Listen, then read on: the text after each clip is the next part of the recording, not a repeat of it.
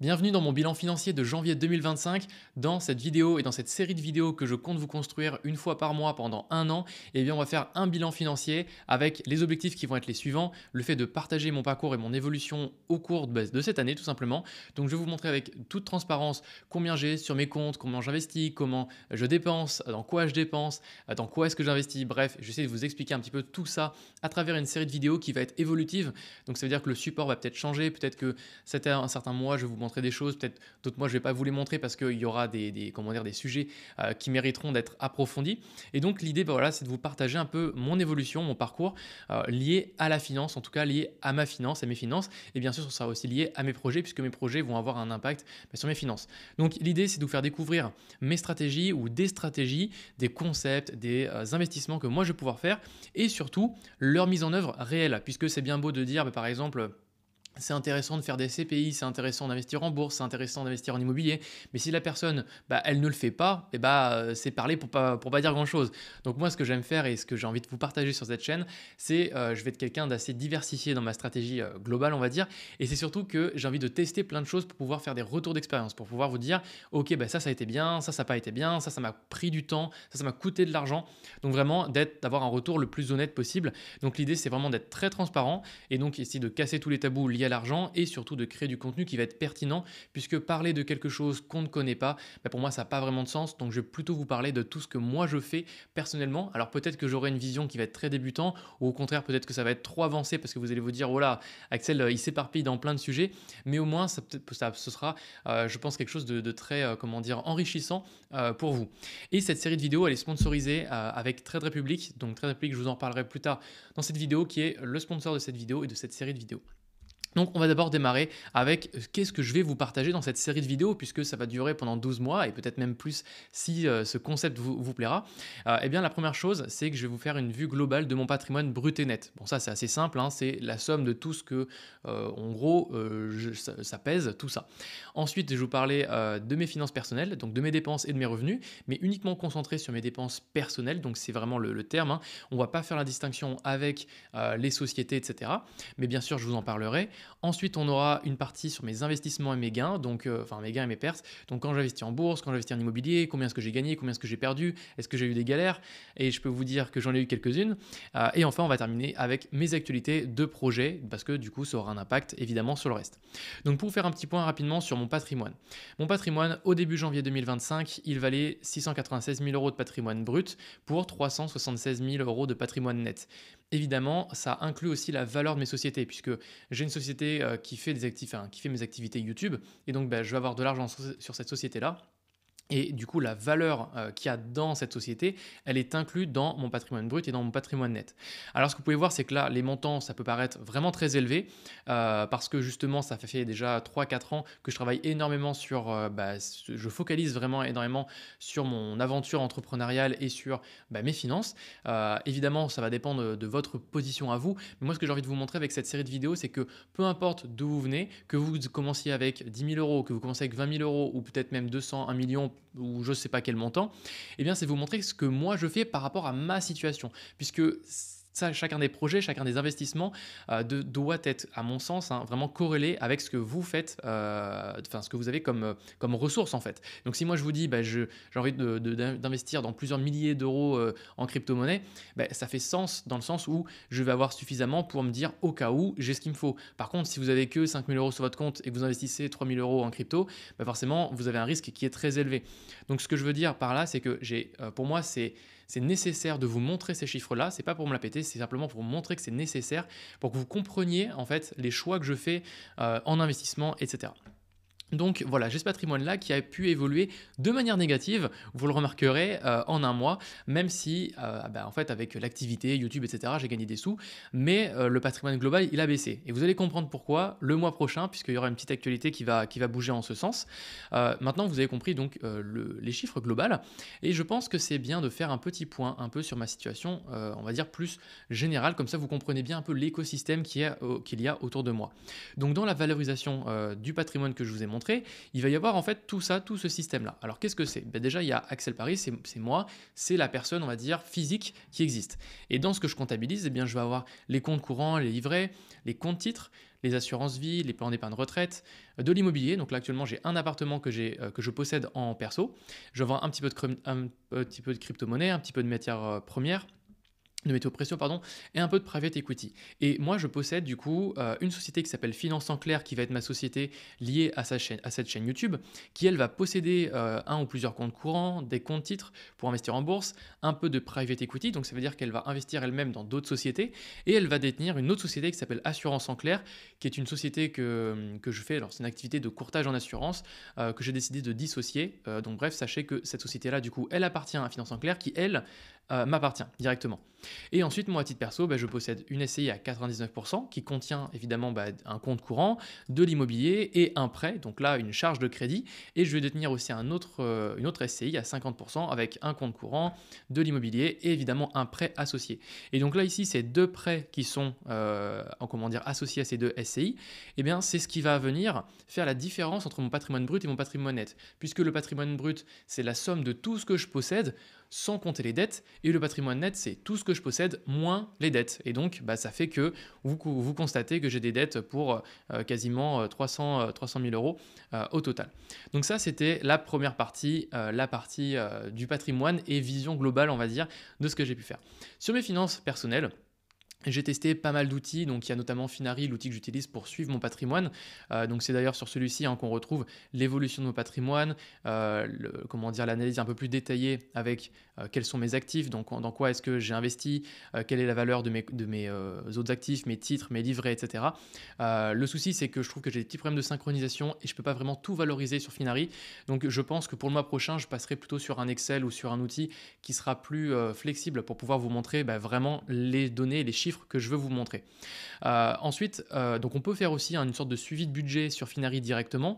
Je trouve que c'est pas mal fait, mais c'est pas très pratique et je trouve que la visualisation elle n'est pas encore parfaite à ce que moi je souhaite. Donc vous avez d'autres outils comme d'autres outils de budgétisation, on va dire.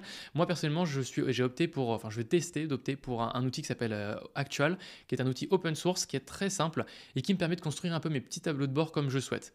Donc comment ça fonctionne? C'est très simple. Vous avez une partie budget où en fait tous les mois vous pouvez dire, ça va se connecter avec votre compte bancaire. Vous allez mettre en fait, ça va récupérer vos revenus, ça va récupérer vos dépenses et vous pouvez dire par exemple en restaurant, j'ai prévu de dépenser 500 euros. Et en fait, ce qu'on voit, c'est que là, j'ai réellement dépensé 367 euros et donc il me reste 132 euros de budget de disponible. Bon, ça, c'est aussi un moyen de gérer son budget. Moi, pour l'instant, j'ai pas forcément de problématique de gérer de budget. Par contre, c'est bien de faire du reporting. Donc, moi, ce que je veux faire, c'est plutôt aller faire un rapport et de me dire, OK, je constate combien est-ce que j'ai gagné, combien est-ce que j'ai dépensé. Et là, ce que je peux voir, c'est que dans mes dépenses, par exemple, je vais voir en un coup d'œil, parce que justement c'est connecté avec mon compte bancaire, que par exemple mon loyer, j'ai payé 530 euros de loyer et qu'au total, mes factures et abonnements, donc on va dire mes charges fixes d'une certaine manière, sont de 637 euros. Donc ça, je constate, donc je vois, mais ce qui est bien, c'est que je peux cliquer, aller dans le détail et me dire, ok, est-ce que j'ai vraiment besoin de cette dépense? Parce que des fois, en fait, on va mettre des chiffres sur ce qu'on fait et on se dit, en fait, c'est pas possible, je peux pas dépenser autant. Là, typiquement, sur la nourriture du mois de janvier, comme j'étais en déplacement principalement, j'ai beaucoup mangé dehors et donc j'ai fait beaucoup de restaurants. Et donc ça fait que mon budget nourriture, en fait, il a explosé, surtout le budget café. Vous pouvez voir, j'ai dépensé pour 120 euros de café. Vous allez me dire, mais comment tu as pu dépenser autant? Quand on clique dessus et qu'on va regarder le détail sur la partie café, en fait, je peux voir qu'il y a eu pas mal de Starbucks, il y a eu beaucoup d'autres choses en fait, et donc ça coûte très vite assez cher. Après, il y a eu des fois où on invite des gens, mais forcément, là, on peut voir que le paiement il est plus élevé quand vous invitez des gens, donc vous pouvez aussi corriger cette valeur-là pour avoir la vraie valeur réelle de ce que vous avez dépensé, même si en réalité, c'est sorti de votre compte. Donc, d'une certaine manière, vous l'avez bien dépensé. Donc, je vais revenir sur mon rapport. Donc, ça vous permet de voir aussi vos dépenses nourriture, loisirs, train, fiscalité. Donc, au total, moi, j'ai dépensé 3 500 euros sur le mois, ce qui peut paraître vraiment énorme, en sachant une chose, c'est que dans les 3 500 euros, j'ai aussi eu 1500, j'ai eu 1600 euros de retrait, de virement et de sortie, donc dans autres. Et donc, j'ai par exemple 100 euros de retrait à un distributeur. Donc, techniquement, j'ai retiré 100 euros de mon compte, mais est-ce que j'ai dépensé 100% de cet argent? En réalité, je ne les ai pas dépensés. Donc, je les garde ici parce que, je les mets bien en dépenses, mais en réalité, je les ai quand même dans ma poche. Aussi, c'est pareil pour les virements externes. J'ai fait un virement externe, mais vous allez remarquer dans le bilan du mois prochain que ce virement ne sera pas dépensé inutilement et sera plus ou moins inclus dans mon patrimoine. Donc, je ne le compte pas. En réalité, j'ai plutôt dépensé autour de 2 000 euros, ce qui reste évidemment assez élevé. Mais pour un train de vie où je ne me prive pas, clairement, c'est clairement OK. Et on va aller à la troisième partie, les investissements. Alors, côté investissement, sur ce mois-ci, on va dire il y a un peu rien à signaler puisque ça va arriver surtout en début février. Donc, c'est là où il va y avoir de l'actualité. En ce qui concerne les investissements, moi, pour l'instant, je n'ai pas acheté de nouvelles actions, je n'ai pas fait de dépenses en termes d'investissement. Par contre, ce que je fais absolument à chaque fois, c'est que j'ai une seule règle, c'est que l'argent doit travailler. Donc sur mes comptes courants, je ne peux pas avoir plusieurs milliers d'euros sur un compte courant qui ne travaille pas, c'est-à-dire qui ne me rapporte pas d'intérêt. Donc ce que je fais, c'est que pour ma société, j'investis principalement donc, sur Spyco pour une personne morale. Donc en fait, ça me permet de prendre mon besoin en fonds de roulement, donc c'est-à-dire l'excédent d'argent que j'ai sur mon compte courant de société, je vais venir le mettre, alors ça peut être Spyco, mais ça peut être aussi tout autre acteur qui vous permet de rémunérer votre compte courant sans que ce soit bloqué. Donc c'est un peu comme un équivalent de compte à terme, sauf que ça ne bloque pas mon argent et ça me rapporte autour de 2,5-3% pour l'instant, en tout cas au taux monétaire actuel, ça me rapporte 3% par an sur mon cash. Et donc ça m'évite en fait d'avoir de l'argent qui ne travaille pas. Et ensuite sur la partie perso, eh bien, je le mets sur Trade Republic pour gagner des intérêts sur mon argent et aussi parce que j'ai mon compte titre chez Trade Republic. Mais l'avantage avec Trade Republic, c'est qu'il vous rémunère au taux de la Banque Centrale Européenne. Donc aujourd'hui, on est à 2,75% de rémunération brute évidemment, mais ça reste toujours des intérêts que on devrait prendre si on le souhaite. Évidemment, je préfère le préciser, si vous n'avez pas vos livrets qui sont remplis, donc votre livret A, votre livret jeune, votre livret LEP, donc livret d'épargne populaire, prioriser de remplir ces livrets en premier. Moi, j'ai rempli ces livrets et par exemple le livret d'épargne populaire, je n'y ai plus accès. Enfin, je n'y ai pas accès, pardon. Et enfin, côté investissement, eh bien là, en ce moment, donc ces derniers jours et ces jours qui sont en cours, je les passe à surtout définir mon nouveau plan. Donc, quel va être mon DCA sur PEA, quel va être mon DCA sur compte titre de société et une réflexion tout autour de la stratégie d'investissement en SCPI à crédit. Pourquoi est-ce que c'est pas encore défini? Pourquoi ça paraît pas si simple? Parce que vous l'avez peut-être remarqué, mais avec mon système qui est un petit peu plus complexe, ça fait que j'ai des flux de trésorerie qui sont en attente ou sinon je dois attendre d'être payé, etc. Donc bref, j'ai quand même des problématiques liées à ça qui font que aujourd'hui je ne peux pas définir mon plan exactement, mais ça va être fait dans les prochaines semaines et je vais bien sûr vous le partager dans ces prochaines vidéos. Comme je vous le disais tout à l'heure, Trade Republic, c'est le sponsor de cette vidéo qui vous permet d'avoir un compte, qui est une banque en ligne, qui vous permet d'avoir un compte bancaire avec 1% de SafeBack et du round-up, donc un arrondi sur vos investissements, sur vos dépenses, pardon, pour pouvoir l'investir automatiquement. Et vous avez votre argent qui est automatiquement rémunéré au taux de la BCE, comme je vous le disais, donc actuellement 2,75% brut.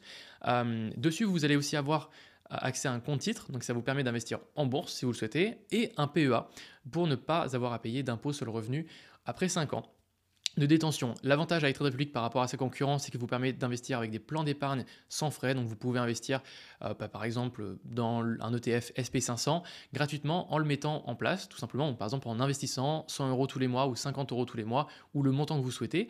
Et si vous souhaitez faire un ordre ponctuel, donc acheter de manière ponctuelle, ça vous coûtera 1 € et c'est un frais fixe. Donc peu importe le montant de votre ordre, si vous faites un ordre de 50 000 €, admettons, eh bien, ça vous coûtera toujours 1 € par ordre. Évidemment, investir comporte des risques. Je préfère quand même le préciser parce que c'est pas forcément dit et rappelé à chaque fois. Et enfin, j'ai terminé par mes projets à moi. Donc le premier projet qui est un projet un peu surprise parce que c'est lié justement au fameux 1 500 € que je vous ai montré juste avant.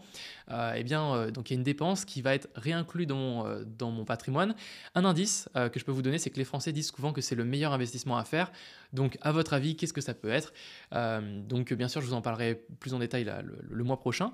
Enfin, deuxième chose, c'est que j'ai lancé un nouveau projet qui s'appelle Flash Fiscal. Donc Flash Fiscal, qu'est-ce que c'est? C'est un outil qui vous permet de vous aider à déclarer vos revenus boursiers quand vous êtes client d'un courtier étranger. Donc par exemple Interactive Broker, DEGIRO ou encore Trade Republic. Alors le cas spécifique de Trade Republic, c'est qu'il vous fournit un IFU, un imprimé fiscal unique. Mais si vous êtes client de 3 courtiers, par exemple Interactive Broker et Trade Republic et aussi DEGIRO, et bien le problème c'est de faire la somme de toutes ces valeurs-là à déclarer, c'est peut-être un peu compliqué. Et donc notre solution flashfiscal.fr vous permet de résoudre ce problème-là. Donc voilà ce nouveau projet que je suis en train de lancer. Et enfin, le troisième projet qui va prendre aussi beaucoup de temps, c'est la reprise des vidéos YouTube, puisque comme vous le savez peut-être, j'ai 2 chaînes YouTube, j'ai cette chaîne-là et une autre chaîne qui est dédiée à un autre courtier en bourse. Et donc le fait de répondre à tous les commentaires, de préparer les vidéos et de les tourner, de les monter. Aujourd'hui, moi je suis tout seul dans mon entreprise, j'ai pas de monteur, j'ai pas de personne qui m'aide à faire du community management, etc. Bref, ça prend beaucoup de temps et donc c'est pour ça que ça va prendre en fait mon temps à plein tout simplement. Donc voilà pour la présentation de cette vidéo. J'espère que ça a pu vous donner des petites idées, que vous avez pu un peu mieux comprendre, on va dire, mon écosystème. Si vous avez des questions justement par rapport à cet écosystème, par rapport à mes projets, par rapport à mes investissements, n'hésitez vraiment pas. Comme je vous le disais, le but c'est d'être hyper transparent et aussi j'aimerais beaucoup avoir vos retours sur ce format de vidéo. Donc est-ce que ce format où je présente un petit peu comme une sorte de mind map, je vais pouvoir mettre des captures d'écran, je vais pouvoir partager un peu plus mon expérience, partager ce que je fais justement sur mon écran. Donc si vous avez des retours à faire justement sur ce format-là, n'hésitez pas à le mettre en commentaire. Et puis je vous dis à très bientôt, au mois prochain pour le prochain rendez-vous de cette série de vidéos. Et puis sinon dans d'autres vidéos qui seront postées sur cette chaîne. Je vous dis à très bientôt, c'était Axel. Ciao tout le monde!